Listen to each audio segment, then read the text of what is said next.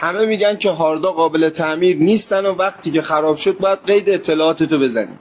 این الان یه هارد 2 ترابایتیه که هیچ علائم حیاتی نداره و توی مای کامپیوتر هم بالا نمیاد.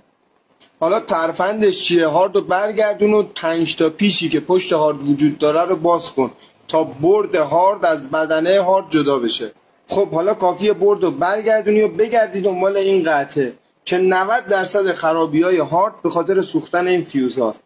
فیوز خرابو با هویه یا هیتر عوض میکنیم و بردو دوباره میذاریم سر جاش و در آخر همه پیچایی که باز کردیم و دوباره میبندیم تا برد با بدنه اتصالش برقرار بشه.